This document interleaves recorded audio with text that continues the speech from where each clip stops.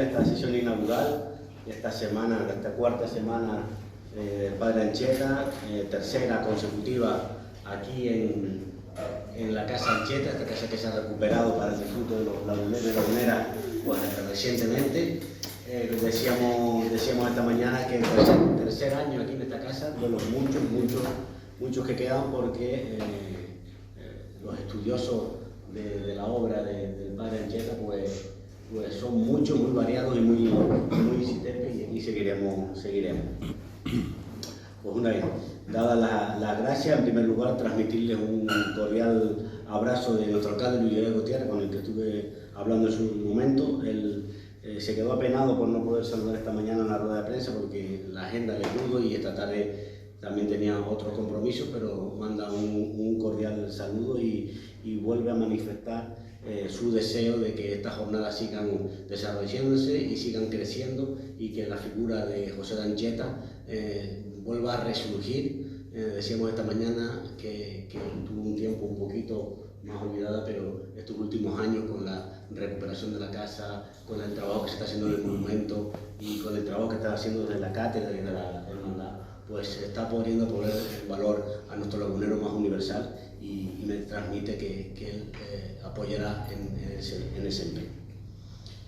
Pues es un honor de darles la bienvenida a esta Casa Ancheta, un lugar que forma parte de la memoria íntima de la laguna y que hoy vuelve a abrir sus puertas para celebrar una nueva edición de la Semana Ancheta.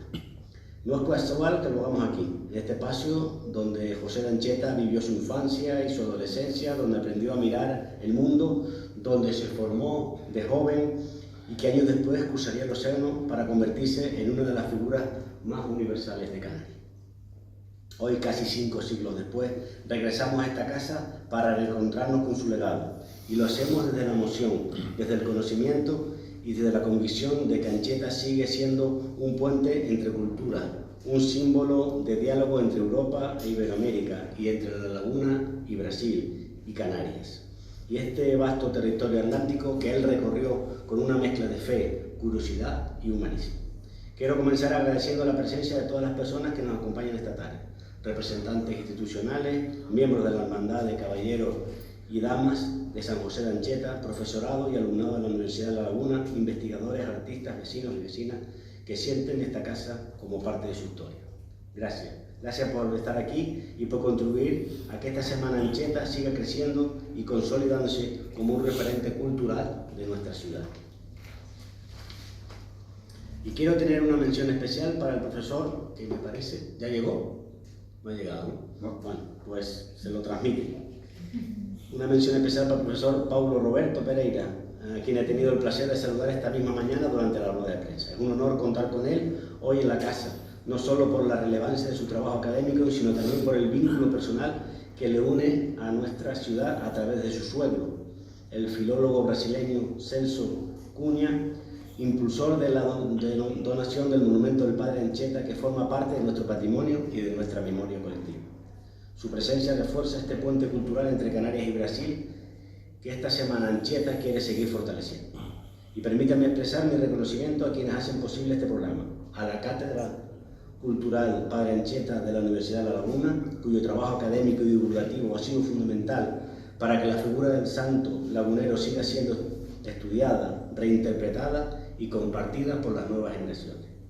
A la Hermandad, que ha mantenido viva su memoria y que continúa siendo un pilar esencial en la preservación de su legado espiritual y cultural. Y a todas las personas y colectivos que participan en esta edición.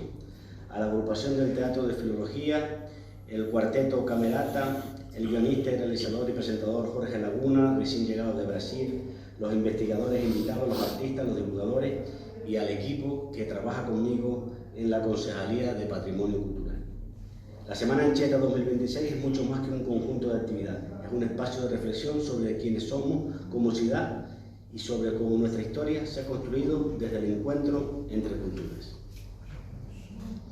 Ancheta fue un hombre de su tiempo, pero también un adelantado a él. Fue escritor, poeta, lingüista, naturalista, misionero, humanista. Fue un observador del mundo en un momento de grandes transformaciones, y su vida, tejida entre nuevos mundos en contacto, nos recuerda que la identidad. Profesor, bienvenido, buenas tardes. Le dijimos una palabrita después. Perdone por mi atraso. No pasa nada. Decía que la figura nos invita a mirar el pasado con profundidad, pero también a pensar en el presente y el futuro desde la convivencia, la empatía y el entendimiento entre pueblos. Este año además celebramos esta semana en un momento especialmente significativo para el patrimonio vinculado con el santo. Hace unos días firmamos, el alcalde de La Laguna, Luis Grey Gutiérrez, y el rector de la universidad, el convenio para la restauración del monumento del Padre Ancheta, monumento en que su suegro tuvo mucho que ver para que esté. No es solo una intervención técnica, es un gesto como ciudadano. Es un compromiso con la conservación de nuestro patrimonio y con la memoria de un lagunero cuya vida trascendió fronteras. Queremos que ese monumento, donado por el pueblo brasileño en el año 1960, siga siendo un símbolo vivo del vínculo histórico entre nuestras dos orillas.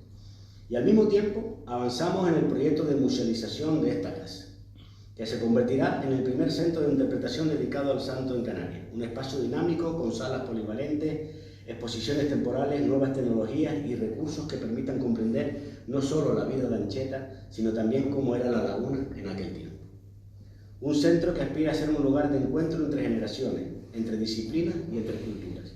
Un lugar donde la historia se viva, se comprenda y se proyecta hacia el siglo XXI.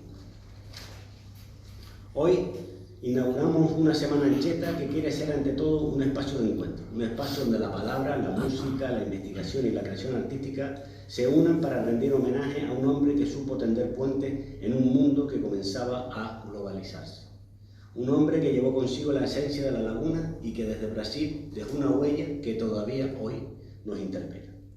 Les invito a disfrutar de este programa, amplio programa, mejor cada año, a participar en las actividades, a recorrer esta casa con la mirada abierta y el corazón dispuesto, que esta semana sea para todos y para todas una oportunidad para redescubrir a Ancheta y a través de él para redescubrirnos como ciudad.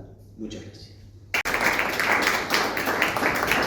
Y ahora le cedo la palabra al director de la cátedra, reiterando el agradecimiento del Ayuntamiento por su colaboración y por su trabajo por José Ancheta. Muchas gracias. Muchas gracias, señor concejal Adolfo Cordobés, y a toda la corporación del Ayuntamiento que nos apoya. Trabajamos con ellos con mucho gusto, ya por cuarta jornada consecutiva, en divulgar y dar a conocer en mayor medida de lo que se conoce y como se merece la figura de Ancheta. Y bueno, es muy agradable ver cómo esta casa va cobrando vida año tras año, con actividades que se van incrementando y, como ya les anunció el concejal, con unas perspectivas de futuro muy atractivas, con esa conversión de la casa no ya en un museo, ¿verdad?, sino en un nuevo concepto vivo y acorde a los tiempos y a lo que sabemos sobre Ancheta, ¿no? Y bueno, estas jornadas que vamos a empezar con un investigador de sobra conocido en Canarias y en La Laguna y en el ámbito del latinismo, la filología y por supuesto en todo lo que tiene que ver con José Ancheta, que es el profesor catedrático de Filología Fremiat Hernández, que no precisa mucha presentación. Y es una persona que conoce como nadie un aspecto de Ancheta que en esta ocasión pues, vamos a centrar un poco la atención en su faceta como comunicador, que diríamos hoy.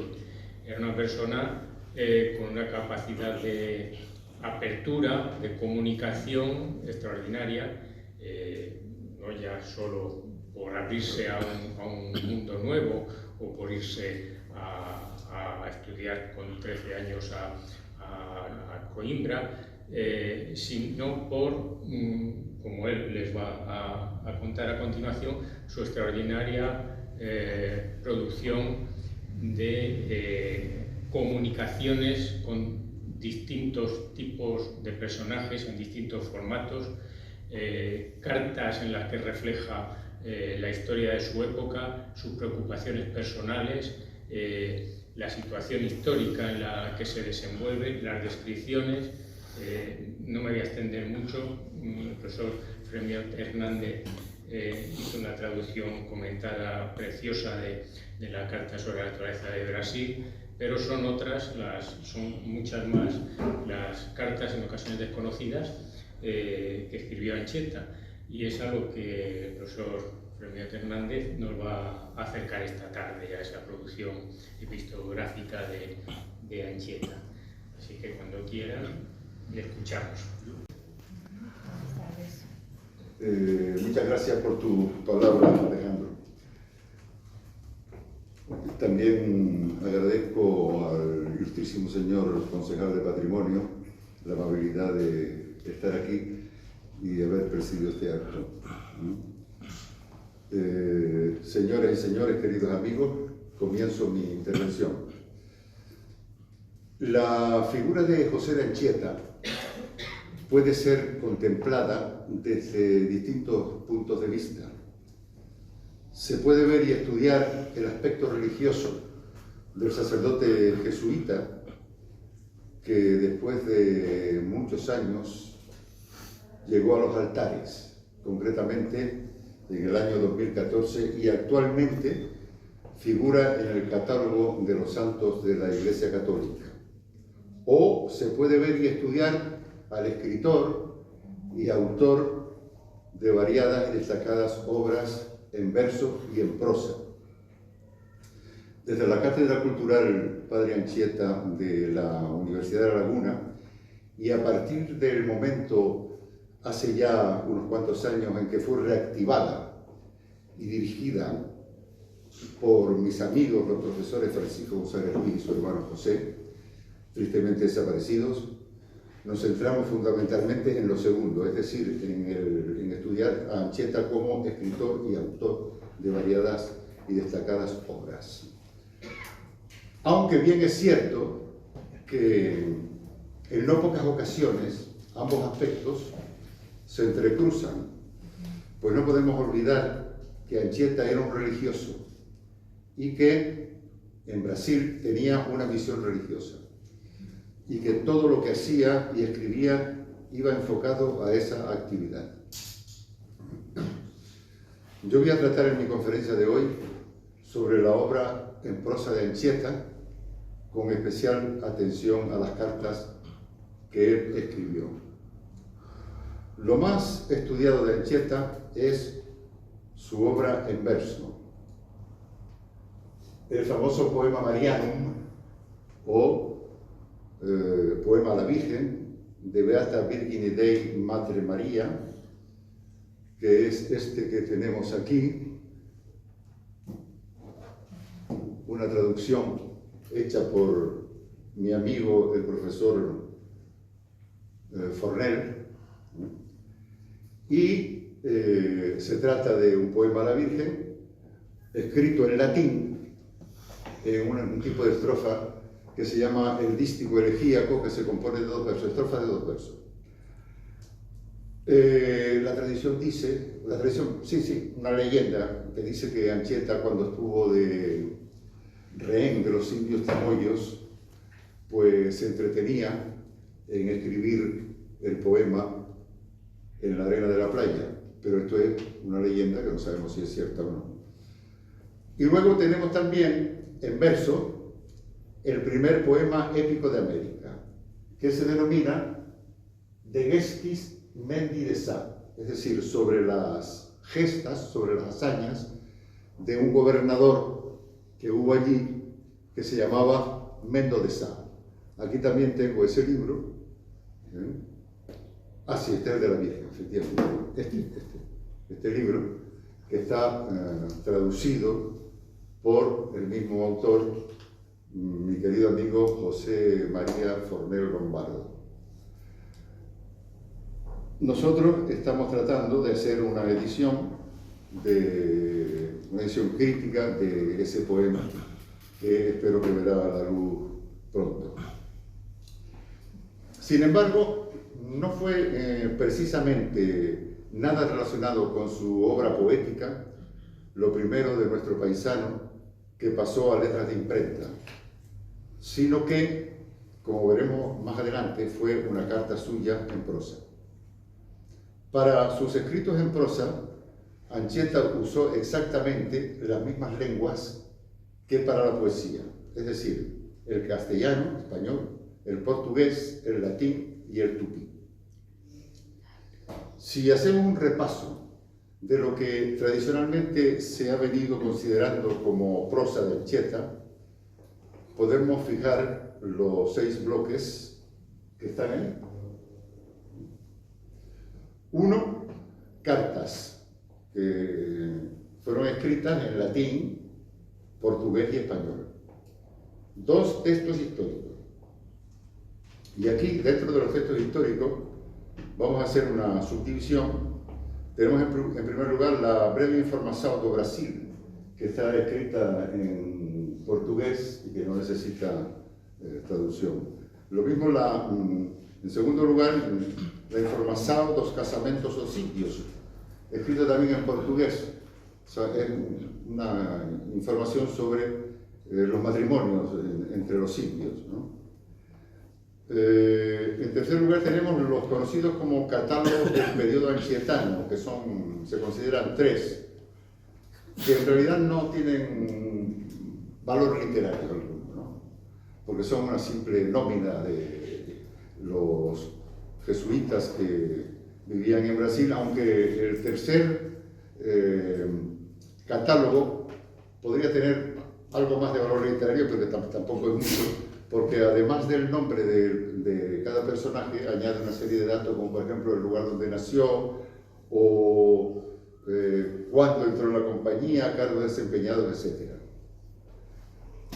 Después tenemos también dentro de los textos históricos la historia de la Compañía de Jesús no Brasil, século XVI, que actualmente está perdida y que se ha tratado de reconstruir parcialmente. Pues no se descarta que en algún momento se encuentre en alguna parte. Está escrita en portugués también. Y ya dejamos los textos históricos y seguimos con la enumeración esta. Están en tercer lugar, tenemos los sermones. Se trata de una serie de sermones pronunciados por José de Anchieta.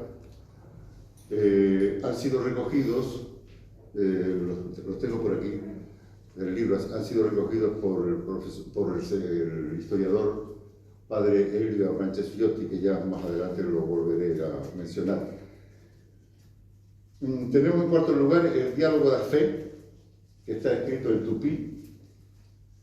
Luego el Tratado de Doctrina Cristiana, que está escrito en tupí también. Y por último, el Arte de Gramática da Língua Mais Usada en la Costa do Brasil, es decir, la primera gramática sobre la lengua aborigen de los indios de la costa del Brasil, el tupí guaraní. Esta obra está escrita en portugués. Cada uno de estos 6 apartados merecería un amplio comentario, pero yo me voy a centrar en las cartas, o lo que es lo mismo, en la correspondencia activa anchietana. Con lo de activa, quiero referirme a las cartas que Anchieta escribió, no a las que recibió. Eso sería la correspondencia pasiva. Aquí he puesto yo las portadas y las pastas de algunos libros, textos históricos, que los tengo aquí casi todos, por si alguien quiere echarle un vistazo. Estos son los sermones que precisamente el padre Elio Abranches Fiotti tuvo la amabilidad de dedicármelo, o mejor dicho, de dedicárnoslo, porque lo dedicó a mi mujer y a mí en uno de los viajes que hice al Brasil, en el año 1989, ¿no? Dice: al distinguido matrimonio Fermión Hernández y señora, con mucho aprecio, como que ofrece un homenaje muy sincero el padre Elio Abranches Fiotti, Sao Paulo, 5 de abril de 1983. Bueno, estos son los sermones que los tengo aquí también. A ver, El siguiente es el diálogo da fe. Bueno, el diálogo da fe es obra de otro sacerdote que se llama Armando Cardoso, que también me lo regaló y me lo dedicó aquí al amigo Fermiot, con mucha estima, padre Armando Cardoso, y Taizí, el 30 de abril del año 89. Aquí están los tratados de doctrina cristiana, que son 2 tomos, el primero Catecismo Basílico y el segundo, pues, la doctrina. Es también obra del padre, ha sido recogida por el padre Armando Cardoso. Y aquí tenemos el arte de gramática de la lengua más usada en la costa de Brasil. A la izquierda está la primera edición que se hizo. Se hizo esta edición en el año 1595, en Coimbra, creo que fue, no, sí, en Coimbra. Y en el año 1595, Anchieta murió en el 1597. Entonces, es posible que lo haya visto, no lo sabemos, ¿no? Yo por lo menos no lo sé si Anchieta llegó a ver alguna vez este libro. Y aquí a la derecha tengo también la edición moderna, hecha por el mismo padre Armando Cardoso. Y por último tengo aquí el libro este de las cartas, correspondencia activa y pasiva, investigación, introducción y notas del padre Elvio Branches Fiotti. Ese libro también lo tengo aquí, ¿no? O sea, carta, correspondencia activa, la correspondencia que él escribió y también la que recibió. En esta conferencia me voy a recibir a las cartas que Anchieta escribió desde Brasil. Pues aunque Anchieta residió en Coimbra y es de suponer que desde allí escribiera alguna carta a sus padres, los que hemos estudiado fuera del lugar de residencia, como es mi caso, por ejemplo, sabemos muy bien que a los padres se les escribe varias veces al año. Se les escribe, por ejemplo, con motivo de algún cumpleaños, de alguna onomástica de algún familiar. Se les escribe para informarlos de nuestro estado de salud o incluso para pedirles dinero. Yo lo sé muy bien porque en la época en que yo estudié en Madrid, pues la cosa esta de las comunicaciones telefónicas, no existían los móviles, claro. Y los teléfonos de pared eran un artículo de lujo, no en todas las casas existían. Y no solamente no existían, sino que había que comunicarse mediante conferencia. Y recuerdo que una conferencia me costaba 3 minutos 44 pesetas. No se podía, menos de 3 minutos no podía hacerse, y estuvieras 1 minuto, 2, lo que sea, hasta 3 minutos 44 pesetas. Y como te pasara, ya eran 88 pesetas, el doble, ¿no? Entonces, para que ustedes se hagan una idea del valor de las 44 pesetas o de las 88 si te pasaba un segundo, les diré que almorzar en los comedores universitarios me costaba 12,50 pesetas, 12 pesetas y media, ¿no? De modo que con 44 pesetas comía un montón de tiempo. Pues bien, Anchieta le escribiría cartas a sus padres, pero nosotros no conservamos ninguna carta de esta etapa. Solo se conservan las escritas de Brasil, que fueron dirigidas a diversas personas, pero fundamentalmente a los superiores. Pero la correspondencia epistolar de Anchieta no puede ser contemplada aisladamente, sino que debe ser analizada desde la perspectiva de unos principios y presupuestos más amplios que dimanan de la propia institución a la que él pertenecía. La política de carteo tenía capital importancia en el esquema organizativo de la Compañía de Jesús. El pequeño instituto creado por el español Ignacio de Loyola fue creciendo de una manera extraordinaria y extendiéndose con una inusitada rapidez, de tal forma que en muy poco tiempo, prácticamente en todo el mundo, había miembros de la Compañía de Jesús, que en definitiva dependían jerárquicamente del prepósito general, no del propósito general, sino del prepósito general. Y algunos saben por qué hago hincapié en lo de propósito, en lo de propósito y no propósito. Prepósito es praepositus, el que está puesto delante. Prae, delante, pósito, colocado delante, el jefe, ¿no? Bueno, pues, como digo,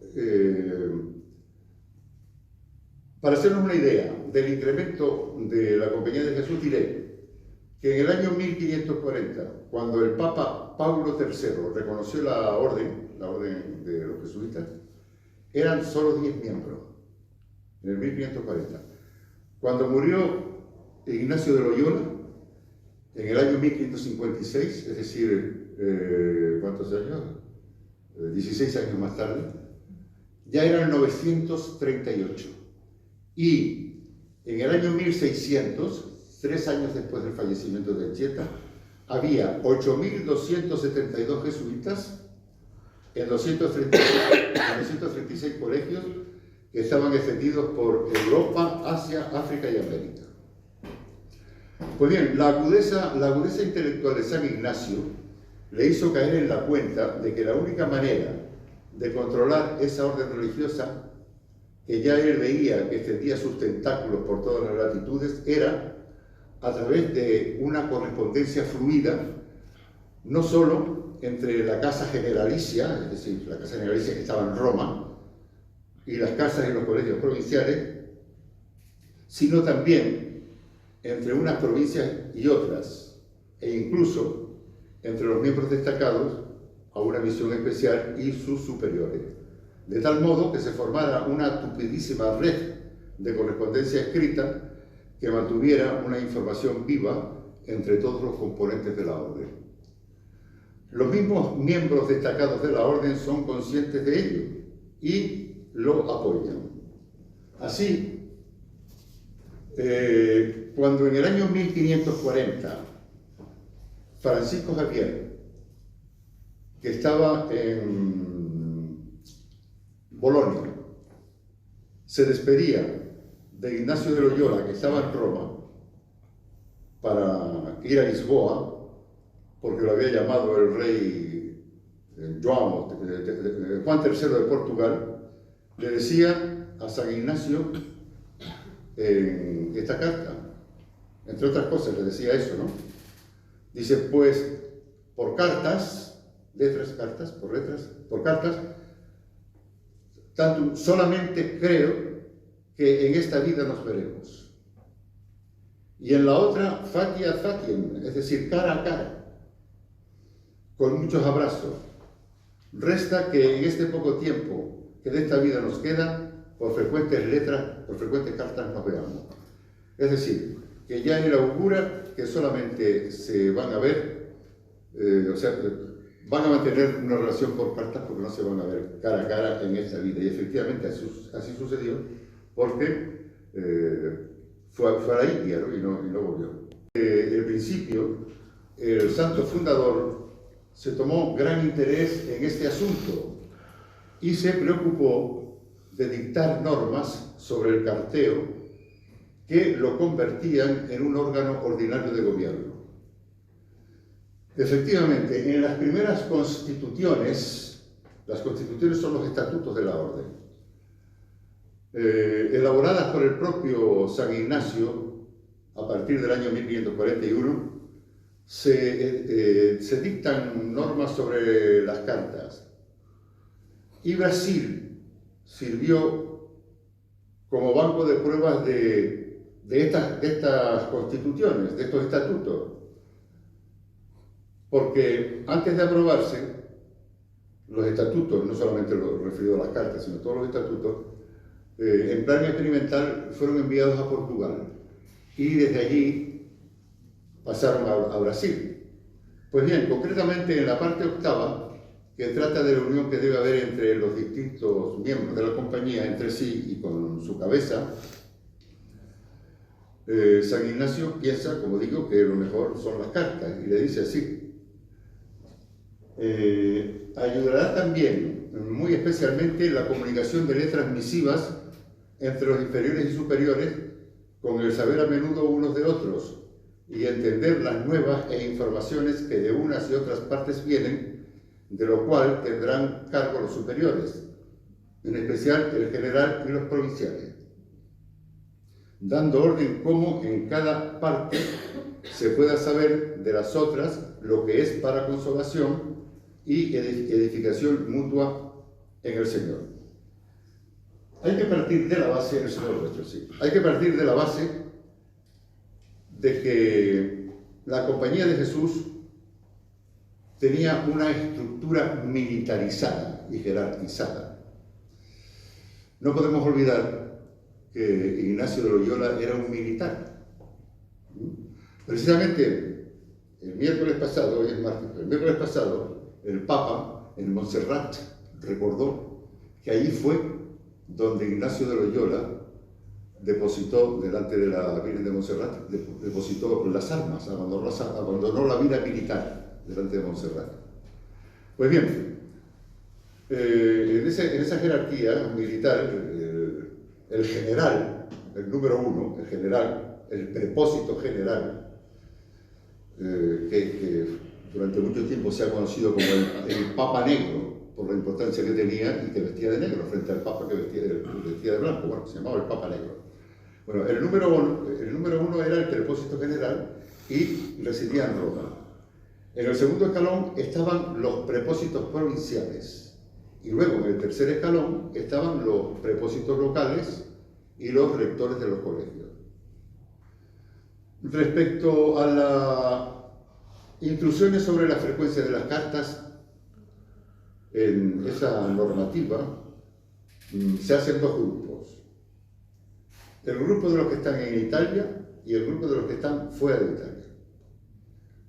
Para el grupo de los que están en Italia, las normas son que los prepósitos locales y los rectores de los colegios y los que han sido enviados a alguna misión especial deberán escribir al provincial, al prepósito provincial, una vez a la semana.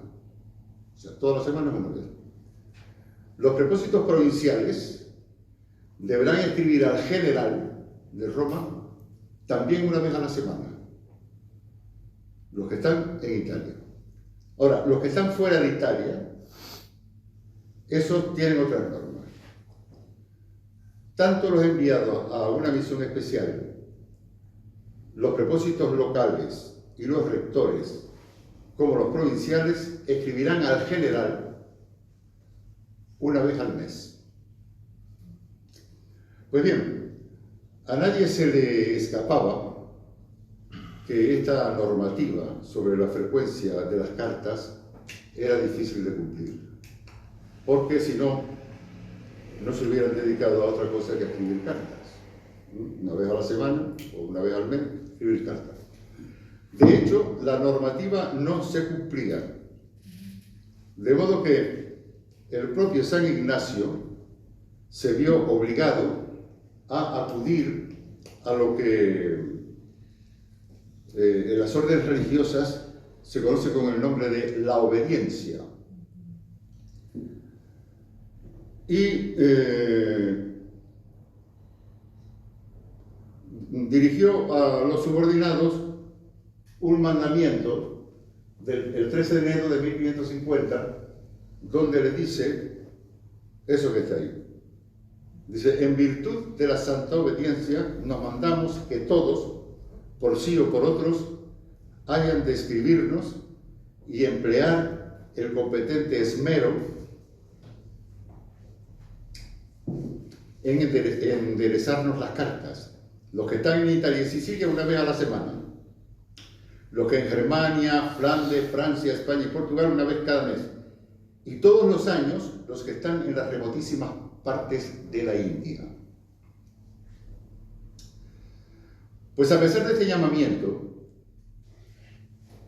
continuó incumpliéndose la normativa, hasta tal punto que el sucesor de San Ignacio, que se llamaba Diego Laínez, se vio obligado a dictar nuevas normas, que tampoco se cumplían. Finalmente, ya en tiempos del tercer prepósito, que era Francisco de Borja,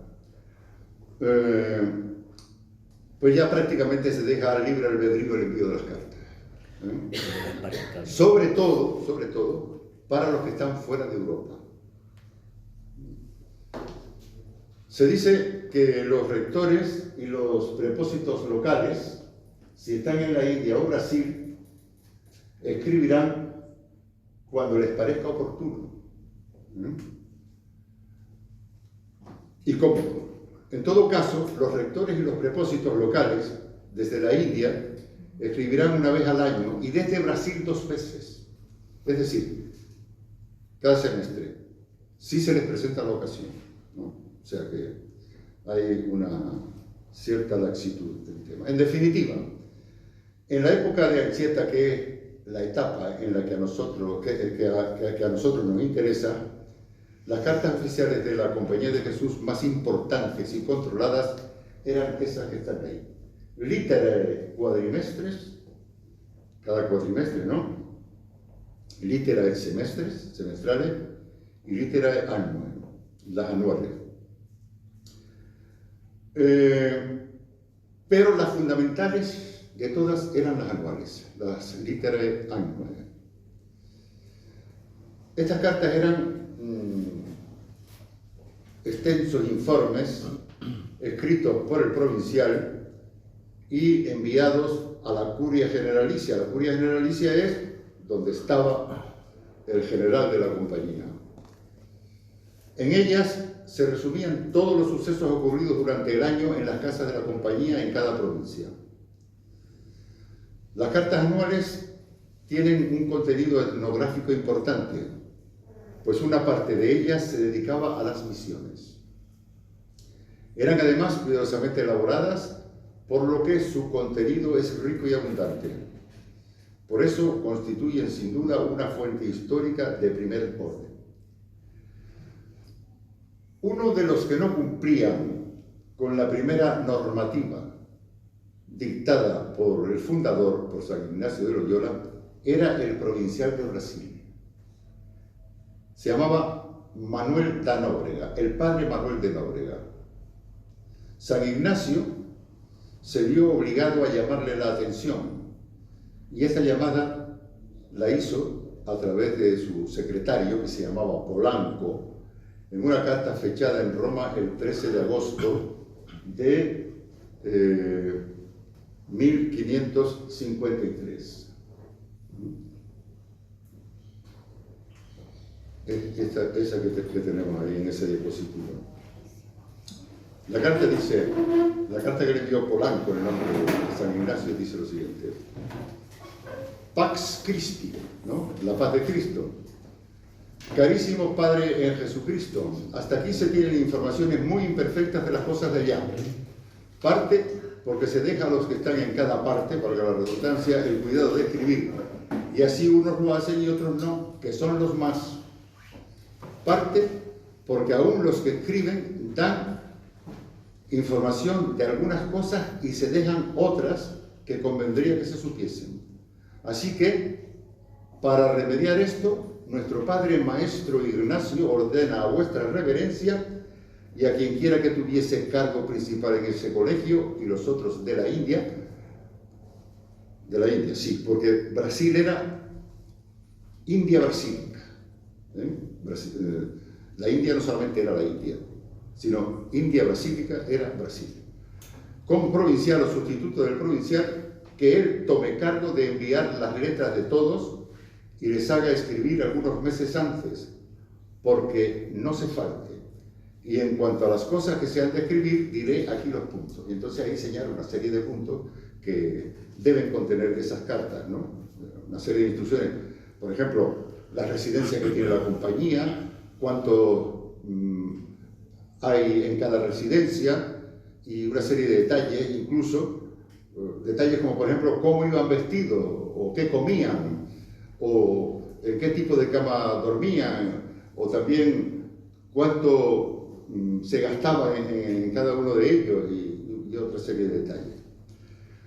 Bien, de modo que esto es la carta que le escribió Polanco, secretario de San Ignacio, a padre Manuel da Nóbrega, llamándole la atención. Bueno, pues ante este golpe de timón, no es extraño que Nóbrega, que estaba autorizado para seleccionar entre el personal a sus órdenes a un secretario que se encargara de la enojosa tarea de la correspondencia oficial, pues que tomara la decisión de encomendar al joven José de Anchieta, que acababa de arribar a Brasil. Esta carta es del año, de agosto de 1553, 13 de agosto de 1553, y Anchieta llegó a Bahía de Todos los Santos, a Brasil, el 13 de julio de 1553, o sea, un mes antes.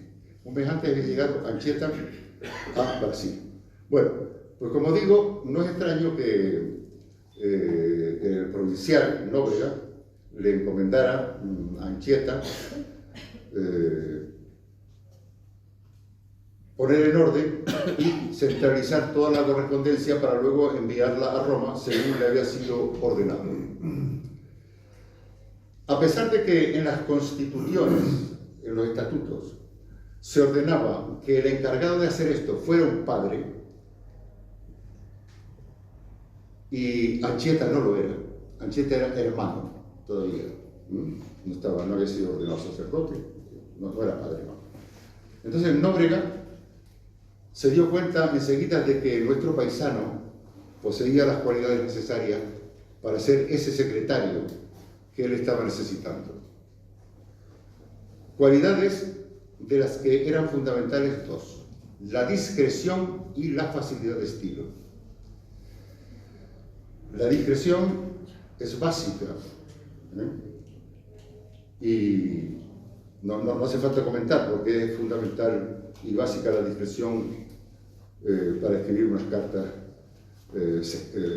importantes, ¿no? Lógicamente Anchieta debía tener esa discreción, porque si no, pues no lo hubiera elegido Nóbrega, ¿no?, para redactar esas cartas oficiales. Y luego la segunda era la facilidad de estilo. También la poseía Anchieta en alto grado, ya que Anchieta dominaba varias lenguas. Dominaba la lengua española, porque la había mamado aquí en La Laguna. La portuguesa.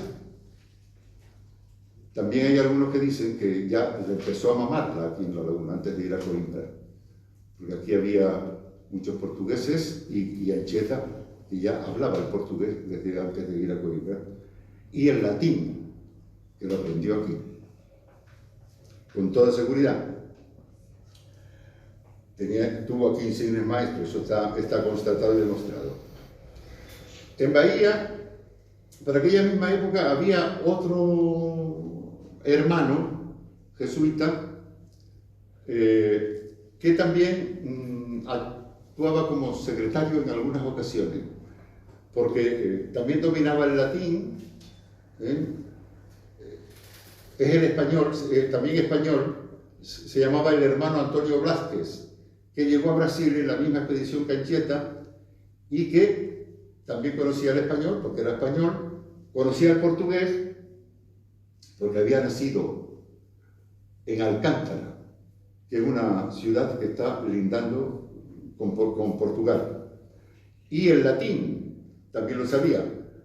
Sabemos que sabía el latín porque en aquellos catálogos que cité antes, en el tercer catálogo, se dice que este señor, este hermano, Antonio Blázquez,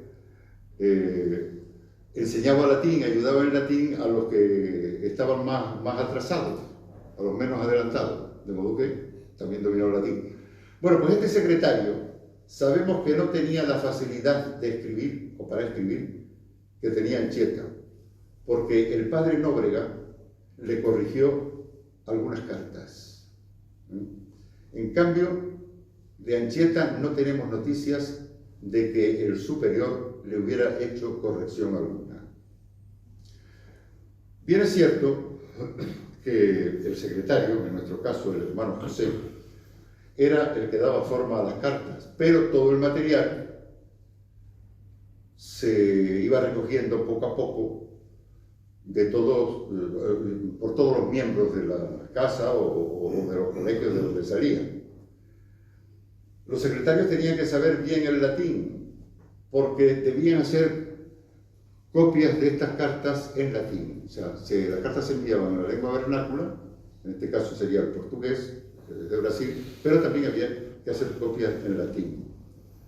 Pero no todos los provinciales tenían la suerte de tener un secretario que dominara el latín como lo hacía Anchieta, por lo que este mandato no siempre se cumplía de hacer copias en la lengua vernácula y en el latín, y cuando se quería publicar alguna carta, pues había que hacer la traducción al latín ya en Europa, y eso era complicado. De Nóbrega no podía haber cogido otra persona más idónea que Anchieta para encomendarle la tarea del cartero. Y ello no porque no tuviera más personas donde elegir, sino, y no son palabras mías, sino palabras de Viotti, el autor de este libro. Viotti decía que el hermano José estaba dotado de una notable capacidad de observación, de una memoria privilegiada, acrecentada de sensibilidad artística para el aspecto poético de las cosas, pero provisto al mismo tiempo de una fuerte humildad. Jamás se apartaba de la objetividad y exactitud al exponer por escrito sus impresiones sobre las personas y sobre los hechos que describe. En definitiva, Anchieta era el que mejor escribía, el más discreto y el de mayor confianza del provincial Nóbrega. Fíjense ustedes hasta qué punto tenía confianza en la discreción de Anchieta, que cuando Nóbrega ya no era provincial, continuó confiando en Anchieta para que le escribiera sus cartas personales, y además sus cartas confidenciales, como lo demuestra el hecho de que fuera él, Anchieta, el amanuense de una famosa carta que el padre Nóbrega le dirigió al prepósito general Diego Laínez, en la que se quejaba de algunas actuaciones de su sucesor. El sucesor del padre Nóbrega se llamaba el padre Luis Dagrá, y por lo visto, pues el padre Nóbrega no estaba muy de acuerdo con algunas actuaciones de Luis Dagrá y le escribió al padre general Diego Laínez quejándose de eso. Bueno, pues la carta esa la escribió Anchieta totalmente, y el padre Nóbrega se limita a poner hijo de vuestra paternidad indignísimo y la firma. Todo lo demás es de Anchieta, incluso la dirección, y esta carta se conserva tal cual en el Archivum Romanum Societatis Jesu, Arsi, en Roma. De todas formas, las cartas que Anchieta escribió a lo largo de sus casi 44 años de estancia en Brasil debieron de haber sido muy numerosas. Tuvo que haber escrito muchas cartas, primero por comisión de sus superiores, al provincial de Portugal, porque al principio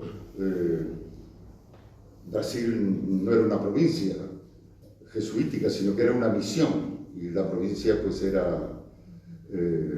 dependía de la provincia de Portugal, ¿no? Bueno, pues Anchieta le escribió cartas al provincial de Portugal, a Roma, a otros jesuitas, después escribió cartas Anchieta cuando era superior, después cuando era provincial, además de cartas particulares que escribiría a sus amigos, a sus bienhechores y a sus familiares. Sin embargo, tenemos noticias de algo más de una cincuentena de cartas de Anchieta. Tenemos noticias de 51 en concreto, aunque hasta ahora las encontradas y publicadas no lleguen a 40, 37. Ahora bien, no es raro que desaparecieran muchísimas cartas, y ello por varios motivos. Yo voy a mencionar tres. En primer lugar, no es extrañar que desaparecieran cartas si tenemos en cuenta cómo procedían en Roma, cuyo ejemplo pues sería seguido probablemente por las provincias y por las casas. Todas las cartas que llegaban a Roma desde la provincia tenían que pasar por manos del secretario, el cual decidía si las entregaba al prepósito general o no merecía la pena. De las cartas que tenían alguna importancia, el secretario hacía un pequeño resumen y después de haber anotado lo que consideraba importante, podía desembarazarse de las que consideraba que no merecían la pena, rompiéndolas o incluso quemándolas. Sin embargo, igual que en cualquier oficina moderna, en la Secretaría de la Casa Generalicia de la Compañía de Jesús había un libro de registro en donde se registraba, entre otras cosas, toda la correspondencia que llegaba, de modo que ahí se podría buscar a ver si aparecen cartas de Anchieta. En segundo lugar, es probable que se perdiera alguna carta de Anchieta en una purga que hubo después de la muerte de un padre general, donde se destruyó muchísima correspondencia. Una purga que hay que contextualizar en una polémica jesuítica que se suscitó a consecuencia de lo que se llamaba la pureza de sangre.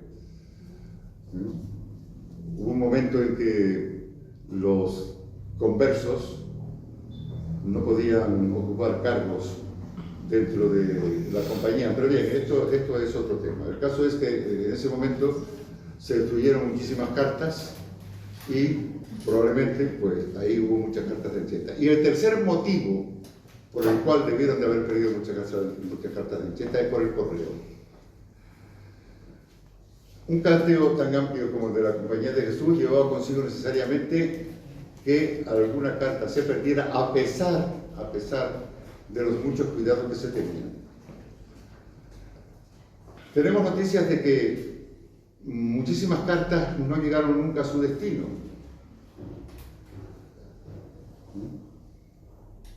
Hay que tener en cuenta que las cartas de Brasil venían por mar. Y si el mar siempre, bueno, no se sabe lo que puede pasar en el mar, ¿no? Como ejemplo, diré que en el Mediterráneo, por ejemplo, normalmente había cartas que se enviaban desde Roma hasta Sicilia y tardaban meses en llegar, y algunas hasta se perdían. Cuanto más no sucedería con las cartas que procedían del Brasil, que tenían que cruzar el Océano Atlántico y luego llegaban a Lisboa, y desde Lisboa ya por tierra eran enviadas a Roma. De modo que la vía normal de la llegada de la correspondencia de Brasil era esa, a través de Lisboa.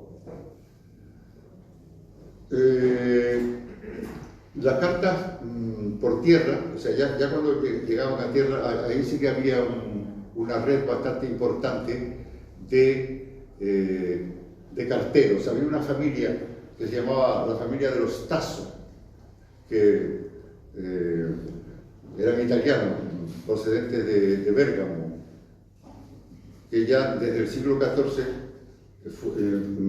desde el siglo XV, 1400 y pico, fueron dispersándose por toda Europa, y entonces tenían una verdadera empresa de correos, ¿no? Y eran muy amigos de la Compañía de Jesús, y le llevaban las cartas a veces hasta gratis.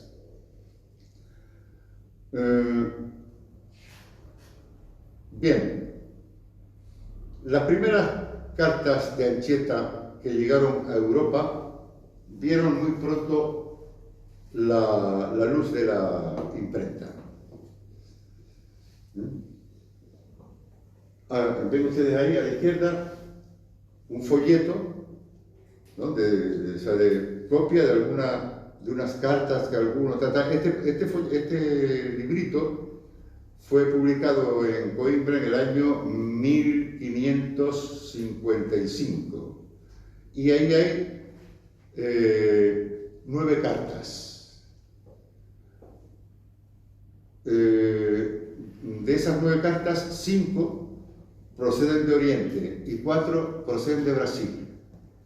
De las 4 procedentes de Brasil, el editor, que se llama Juan Álvarez, imprimió 2 cartas de Anchieta, o más bien 3 cartas de Anchieta. De modo que estas son las primeras cartas que se publicaron de Anchieta. Luego, al año siguiente, en 1556, en Barcelona, se publica un intento de segunda edición de este librito que acabo de citar, donde también aparecen las mismas cartas de Anchieta. Y luego, en el año 1562, que es esta diapositiva de aquí, 1562, pues se vuelve a hacer en Barcelona otra publicación. También se publicaron, se hicieron publicaciones en italiano. Entonces, ya desde el año 1557 se hacen publicaciones en italiano, pero esa diapositiva que tengo yo ahí es de una edición del año 1567, ¿no? Que está en italiano. Y ahí hay 2 cartas de Anchieta. Yo aquí he puesto la fotocopia, o sea, la copia de una. Pero se me quedó incompleta, a ver. No, bueno, es que tenía ahí, es más de lo que viene aquí, porque al final venía el nombre del autor, que ponía Josefo en italiano, ¿no? Porque el padre Anchieta se firmaba siempre, sus escritos ponía Josefo. Bien, bueno, pues después de estas publicaciones que se hicieron ya antiguas, consideramos antiguas, hay otras publicaciones y a mí me interesa destacar esta, de la izquierda, ¿no? Que es una publicación que se hizo en el año 1933, Cartas, Informaciones y Fragmentos Históricos y Sermones del Padre José de Anchieta. Ahí viene una serie de cartas de Anchieta. Por supuesto, también hay que mencionar los Monumenta Historica Societatis Jesu del Padre Serafín Leite, donde vienen numerosas cartas de Anchieta, vienen de todos los jesuitas, y más en concreto lo que se denomina Monumenta Brasilia.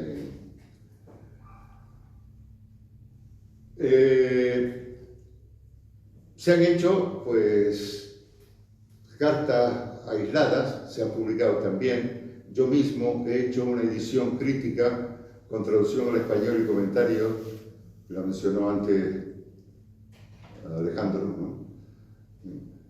Que está escrita en latín y no tenía título y yo le puse ese título, Carta sobre Historia Natural de Brasil, ¿no? Es una larga carta, pero la edición más completa, dedicada exclusivamente a las cartas de Anchieta, es la que ya cité al principio, que es esta, la del padre Elio Francesciotti.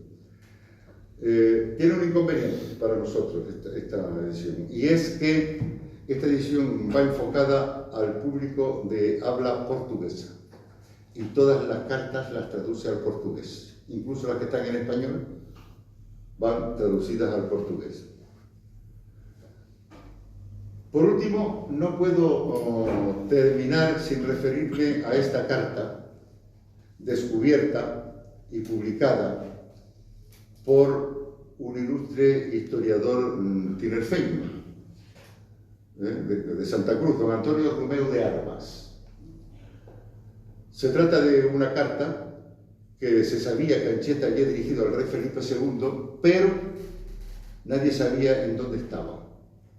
Don Antonio Romeu la descubrió en el archivo de Simancas, la publicó en la revista Hispania y le envió una separata dedicada aquí a mi amigo José María Fornel Lombardo, y este me dio a mí, tuvo la amabilidad de dar una fotocopia que es esa que está en la pantalla.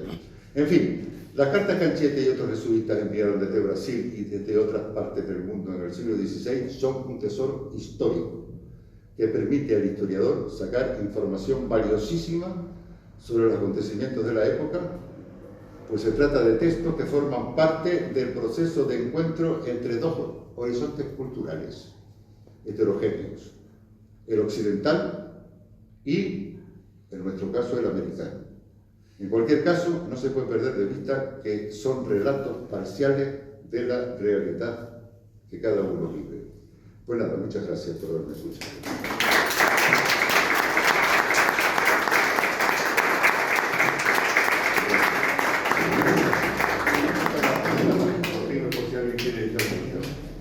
Pues si alguien quiere mirar los libros que ha citado el profesor, pues están en su disposición. Ahora está el taller de grafismo indígena, si alguien está interesado puede ir. Mañana seguimos con las actividades, tendremos una pequeña actuación de recital y teatralización a cargo del grupo de teatro de filología sobre poemas de Anchieta y mañana les esperamos.